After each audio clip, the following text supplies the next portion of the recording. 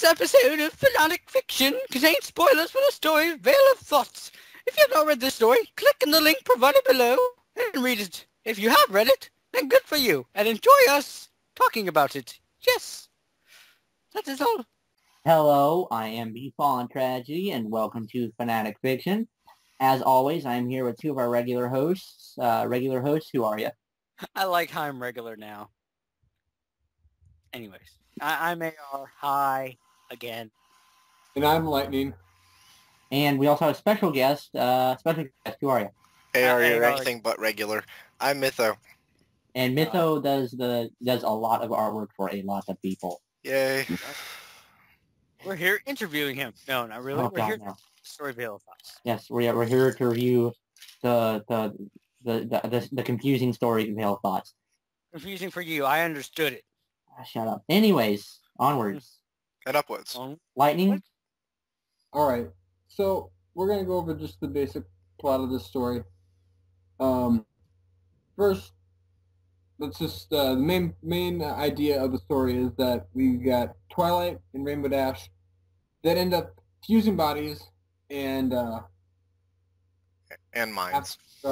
Yeah, well, kind of. The idea is that there's both of them that are still in there, and they have to figure out what's going on.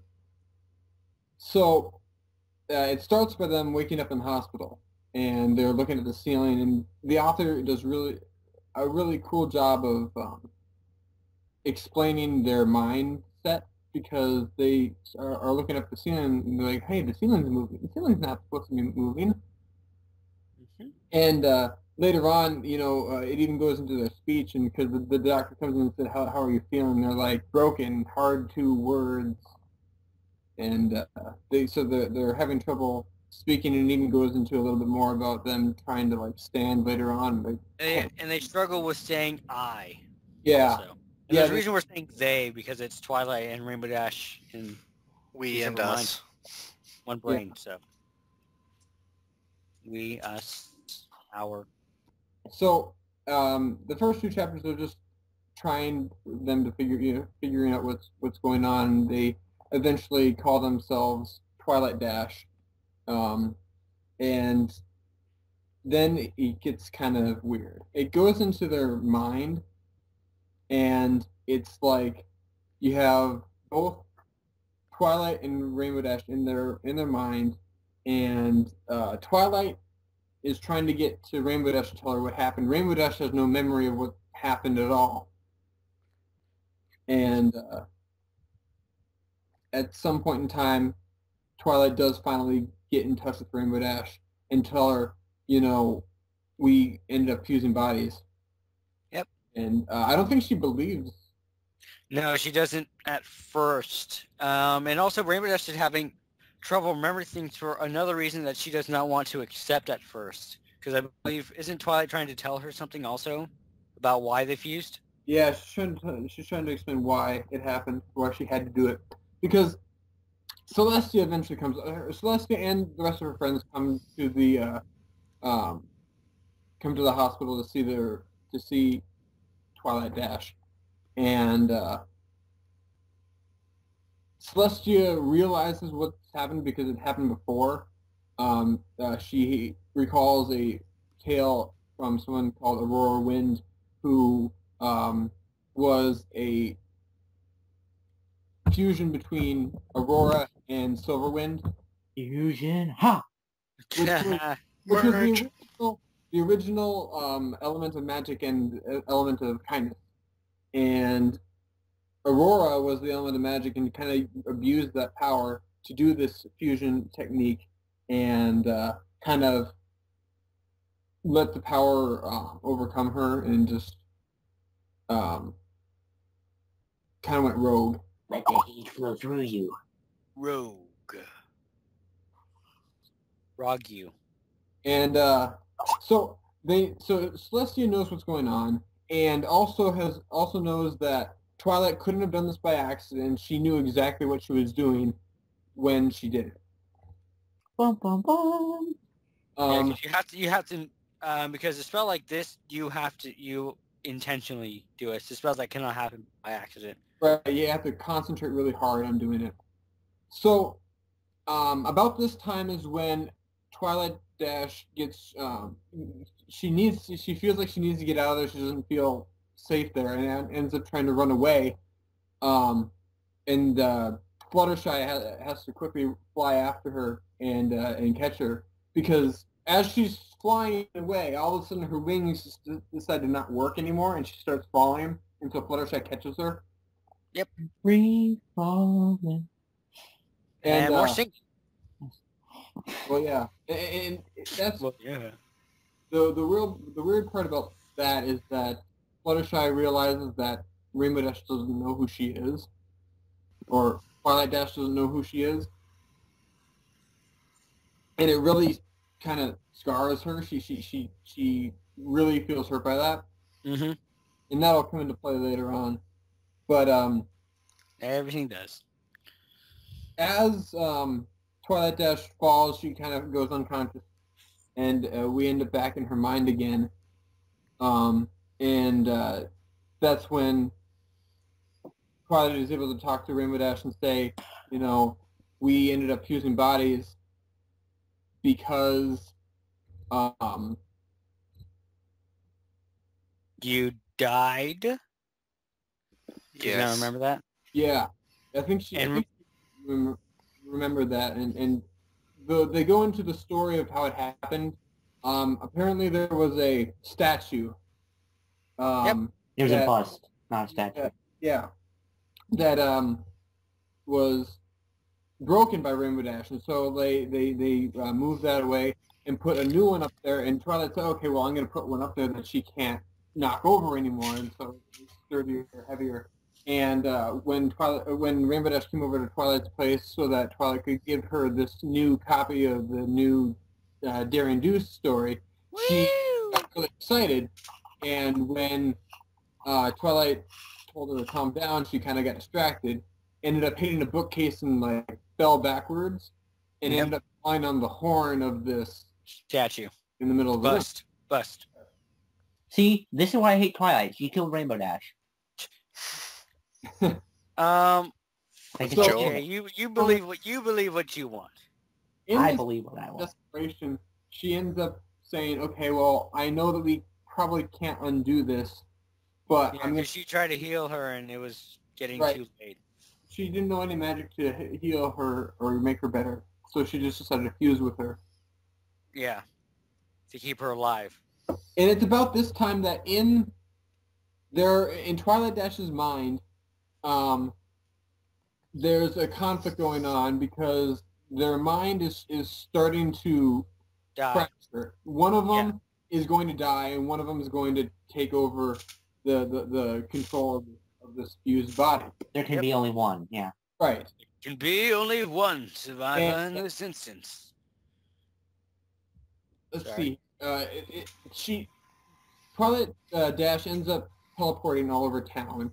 Rainbow Dash can't remember any of her friends, and Twilight is trying to show her, you know, where she had met all of her friends in Ponyville.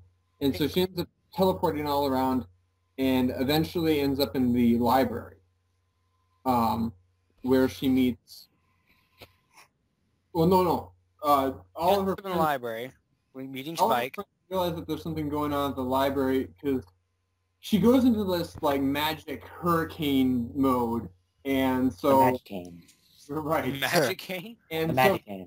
all of them realize that there's something going on at the library. It's night at this point in time. There's lights flashing, stuff like that. So they end up going to the library to find her in this like magic hurricane or whatever. Fluttershy helps Applejack to get through it and try to like get in contact with Twilight somehow, just touch her, make sure that, you know, she can see if they can do anything about it. Mm-hmm. Mm-hmm. And as they do that, they all vanish. And the story falls apart, yeah. Well, Story doesn't, in your opinion. yeah, in your opinion, it falls apart. It's this here. Fluttershy ends up with Rainbow Dash inside Twilight's mind, and Applejack ends up with Twilight as well. And as Fluttershy and Rainbow Dash are end up in this version of Ponyville, and all of a sudden these magic horns start appearing all over the place, trying to kill them, pretty much. Yep. And at the same time, over in the other place where Twilight is, the other Ponyville, let's see here, there's just darkness, isn't there? Like, there's like darkness overtaking them? Yeah. Yes. Mountains moving and whatnot.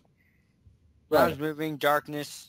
And this goes on for quite a while until eventually they both get swallowed up. And that's when Twilight realizes that Rainbow Dash is with her and kind of pushes Rainbow Dash away so that she gets Rainbow Dash can get away and she'll die instead. Mm-hmm. And at the same time, it's not really dying per se, because the way they put it in the story is like kind of taking the back seat. You know, Rainbow Dash gets control of the mind, control of all. Twilight was pushed into the subconscious. Right, pretty much. And she ends up going to this, I guess, other realm, kind of where you go when you do die. But the people that are there Ponies. keep on saying, "You don't belong here. This isn't where you need to be." Just some dramatic music. That wasn't actually too dramatic. And while all this is going on, Rainbow Dash wakes up in Twilight Dash's body, completely coherent now, remembers everything. Because as she was being pushed away by Twilight, she got her memories back and stuff like that. Yep. So it's now Rainbow Dash inside of the body of Twilight Dash. Yeah, Twilight Dash. Yep. And it's weird because they also mentioned that she also has Twilight's memories. And hers as well. So it's more of Twilight's mind in a sense, like her voice is able to speak out and do stuff in a sense, and control the body is gone. So there's no presence of Twilight, but all her thoughts and not her thoughts, her memories are there. She's more of a silent whisper. Twilight gave Rainbow Dash her memories, and Rainbow Dash has all of Twilight's knowledge. Yeah, right. Stuff like that. And what happens is it's like I think the way they put it is that Rainbow Dash or Twilight Dash is now the new element of magic. Yep, and loyalty. Loyalty? And Magic? Loyal magic. It's magic. So, No. the first thing Twilight Dash does, she said, "Well, now that I have this knowledge of it, there's a way we can get her back." And she tells her friends, "Let's go to the library." And they go to the library and get this book that apparently has this spell where they can go into this other realm. And they form the spell and end up going, into this realm. At the same time they're doing this, Celestia has gone back to Camelot to get Luna because she has another idea, idea. Let's perform an exorcism. She needs to do. No. Make a long story short, they end up going to get Twilight, and they do eventually bring Twilight back. And when they bring her back to the real world, she is completely fused with Rainbow Dash. Their minds are perfectly synced, and yeah, so they were able to fix the whole situation while they brought her back. Yeah, it turns out they just had to accept it, and it worked perfectly. Yeah, Rainbow Dash and Twilight had to accept each other living in the same body more of, and that's sort of a hard thing to grasp in reality, having to share the mind and body with someone.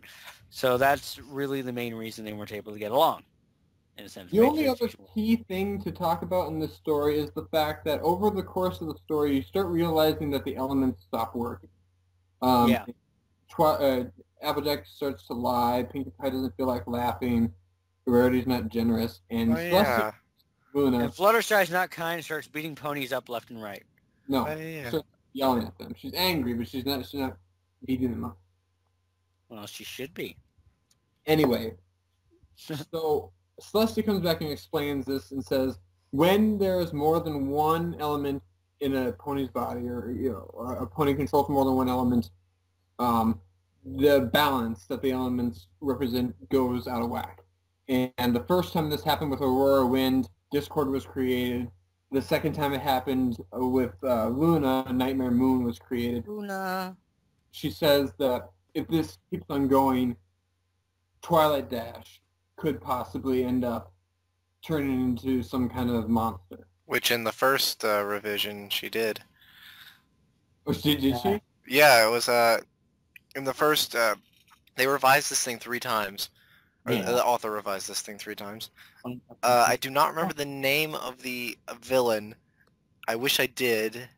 It had something. It was something to do with fusion, but the villain basically wanted to fuse the entire world into one unified thing, and it was sucking It was basically a black hole sucking everything up into into itself to make one unified consciousness of the entire planet or something. I don't know, but it was an alicorn, a big alicorn with a rainbow mane and purple mane, purple coat. Oh, I kind of thought it was going to be named like Gogeta or something. Yeah, but then they revised it and it turned into the basically the ending that is there. Yeah. But since they revised it again, the ending is a little bit different than it was even the second revision. All right. Pretty much what they decide is that, okay, well, you're going to have to relinquish your elements or we're going to banish you to the moon. It's pretty much what To the moon! To the moon!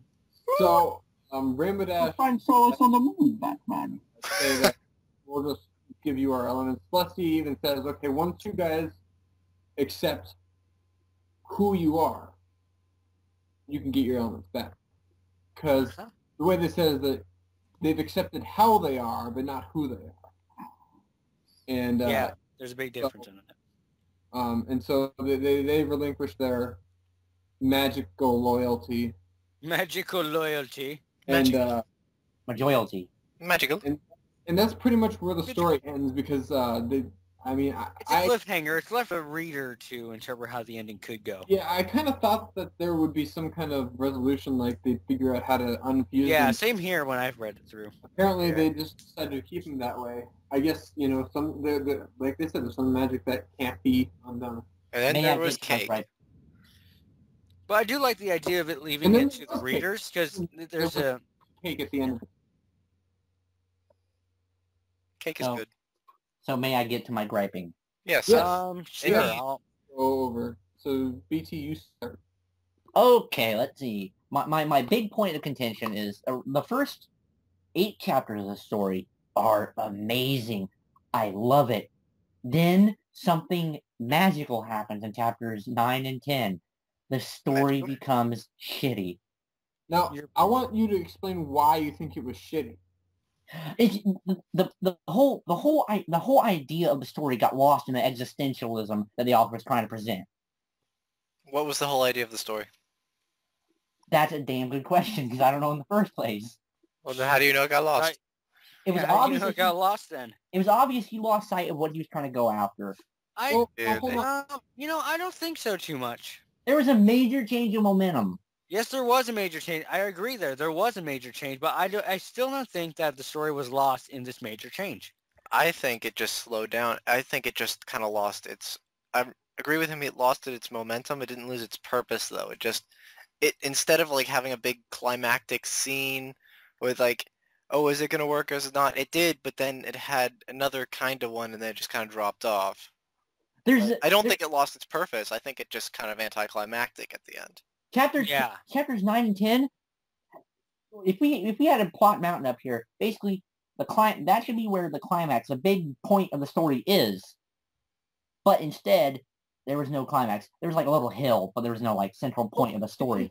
The story was kind of weird in the way that there was like 3 parts to it, because you got the first part, which is most of the story, where it's, you're trying to figure out what happened, and there's this action of like, okay, they fused. Okay, they need to figure out what's going on, and Rainbow Dash's condition is getting worse and worse over the course of time. The second part of the story is chapters 8 and 9, where 9 and 10. Or 9 and 10, where both of them are being consumed, and one of them wins over the other. Then the third part of the story would be where Rainbow Dash tries to get Twilight back, and the story ends. All that fun stuff.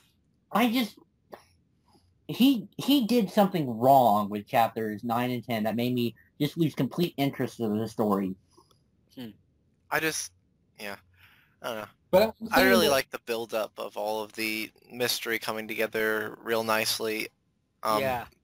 Still before chapter 9 and 10, you're right. But I loved all the in-depth look into how Merged Mind works and thinks. Yeah, that was from cool. the outside I think they did and a great the inside. job in bringing that up, and like how they incorporated that innocent sort of appeal to Twilight Dash whenever she talked. It was more of a childish sort of thing. It seemed. It was beautifully Like a childlike philosophic. perspective. It Yeah, wasn't necessarily childish. It was just innocent. It was Yes. what's the word? Yeah. they just didn't- Rudimentary. They couldn't figure out how Yes, there we go. That's a bit better. they had to like think really hard of what words to use. Yeah. Yeah, it's a story where you can't just sit down and write it. You have to actually think it through really well. Oh, and okay, on to my next point. The whole thing in Twilight and Twilight Dash's mind, where Twilight and Rainbow Dash are separated, and they go through their own philosophical journeys with the opposite Philly. Right. Philosophy adventure. Yeah. Here's the thing. Twilight is trying to get into the library because she knows it's important, and she can't get in the library, and she doesn't know why. Then it's revealed later on she can't get in the library because she's pulling instead of pushing. That is... I'm going to be honest, though. That is Twilight. If you pay attention to the show, Twilight is pretty oblivious like that at parts. Was that really it though? Was like because Yes, I remember yeah, that, I that was remember it. that That was part, it. but I didn't quite get it. So That was it. was that just the entire problem? Was that she was pulling, not pushing? Yeah, it wasn't any sort of like big philosophical reason or anything. No, it's just, you gotta push. Yeah. That Right. kind of go on for a while, and then that. Yeah. And Whoa. then here's my other problem with the story. They brought Twilight back. That's just you. Yeah, well, that's just you. You can't I know. put a story down because you don't like Twilight. I'm not gonna base my review off that. I'm just saying. But still, Yeah. I was cheering whenever she died. Or went away into limbo, I guess. Really? You were teary? I was cheering. Oh, cheering. I thought you said teary. I did. I'm like, too, were you? But I knew what he was really What? saying. But yes. Anything else in the story you want to point out and talk about, or The ending. the cliffhanger? No, here's the thing. One, they revised it 3 times. Dude, if you don't write a good ending the first time, don't revise it. Keep I it. don't think it was. Was it that was a bad ending? I'm not sure. The first ending, like even I was a bit. It was like this. You know how they kept doing different things? There was like 3 parts of the story, and how it kept seeming like it was going to be a big climax, but it wasn't. Mm-hmm. That happened again. Like that whole thing with the villain coming to light, and then I was like, when is this story going to end, really? Because I really liked it, but it was dragging on for a while, and they kept doing these conflicts. It was kind of like the 3rd season of a really popular TV series. They were just kind of throwing things in there to keep it going. And so the author kind of went, yeah, okay, I guess it is. And so they took that out, and then they reworked it, but then it was really anticlimactic. And I think there was a small change after that, but I didn't really notice anything. Because I didn't even know they made another revision. If you can't, Yeah, I didn't know. Yeah. if you can't write an ending, one, just stick with your original one, because it's probably better than anything else you're going to try to write, because you're forcing it at that point. Yeah, we don't know what happened with the villain anyway. I'd have no idea what would have happened with that, and I'm kind of interested now. It sets up a sequel quite nicely. Yeah. Oh. But still, story, especially a story like this, it takes time to perfect a story like this. A story like this cannot be done just in one writing sometimes. Sometimes you do need revises. There are stories like that where you get to in the ending and, there are things you can revise. Sometimes some of the revisions for stories are really well done. And so I just think it fit very well, though, this entire ending for the story. I'm not sure on the other one, so I can't really say much on the other revisions of the story, though. I haven't read them. All I have to say, as an author, you have to be confident with your work. Yeah, that's very true as well. You have But to say, sometimes you always want to change it. You always want to say, oh, what if I did this? you guys have, well, you'll think that with everything you do. It could be a story, it could be music, it could be artwork. And no matter if you made it, you always go, well, maybe that wasn't good enough. But you have to say, you know what? I made this. I'm proud of it. I'm not going to change it for you guys. Write for the reader. I mean, well, no, don't write for the reader. Write for yourself. I got that quote mixed up. Yeah, write for the reader. Wait, no. Don't write for no. Write for yourself. You can't write to make them happy, or else you'll keep on writing. But overall, aside from all the stuff we complain about in the story, what do you honestly think of it, BT? Me? Yeah. You want to give it a out of 10 rating or something, or? Yes, it's out of 10. The way I rate stuff is I give it a 10 immediately. First, it starts off with a 10, and with every subsequent thing I see wrong with it, I deduct it down to a certain point, and I say, well, it can't recover past this. And for me, it's just really tough because I wanted to like this story, but this story wouldn't let me like it. So I have to give it a 6.5 base. Well, I would give it a 7 just because I enjoyed it completely. Just immensely enjoyed it up until the anticlimactic ending. Like, even the parts you didn't like, I still enjoyed those parts. So, you know, it's worth reading purely for the first at least 8 chapters. I mean, because those are amazing. Mm-hmm. Yeah, that's so it's at least way over half the whole 7 story. or 7.5 just for just reading the first part and enjoying it thoroughly. Chair squeaking. Yep. Lightning, your thoughts? Well, let's see here. I think that I definitely like the story. It's not the best story I've ever read. The problem I had with it was that it felt, when I was reading it, it felt like the first time I ever watched The Matrix. I'm like, what just happened? Looking back on it, I can kind of analyze it a little bit and understand what was going on. But, I mean, there's so much stuff that happened in the story, especially from Chapter 8 onwards, that as I was reading it, I was getting kind of confused. And I think the author just tried to put so much into the story that, I mean, it was almost too much. I'm going to give it an 8 for that reason, because I really liked the story. There was just so much that went on that it was kind of confusing. And thankfully, much like The Matrix, this one doesn't have a sequel. AR? Yes, hi. Your turn. Rating. Oh, you want me? Oh, you want my thoughts? Okay. Yes, well, now let's see here. Now then, overall, I really enjoyed the story. Like everyone here says, the first 8 chapters, I really enjoyed. I love this sort of psychotic, not psychotic. Well, I guess in a sense psychotic, but the feel they gave with having the 2 minds confused in one body sort of thing. Chaotic. And just the way they presented that, I really enjoyed that. The overall story itself, yeah, it was a cliche ending, but I still enjoyed it regardless. I felt that they did it, let's see. I do feel that some parts it did feel like the author tried too hard on one or two things, but I'm not really sure what exactly. But you could just tell when reading a story like this. It felt kind of rushed. Overall, I give it like an 8.5 out of 10. All right. So basically, ahead, the final tally is it's a good read. People should read it just to expand their mind and their perception of philosophy and how the brain works, because that's really interesting stuff. Now I get to spotlight now I get to give you guys the spotlight story. All right, this week I'm going to recommend Harmonics. My story. Harmonics by Urza09A. It's the writer of Discordant, and it's also the sequel to Discordant. And you can see what happened to Scootaloo, I think, like 10 years after the events of Discordant. It's a really good story. Go read it. It's a really good follow-up story to Discordant. And Discordant's a good story. If you haven't read that, read it, because we're going to have an interview with Urza next month. So we are? We did an interview still. Cool. Read that. And AR, may I take your song part? Go ahead, sing away. Do re mi fa sol la ti do. Okay. Luna loves me, this I know, for the fanboys tell me so. In the recording now, mytho.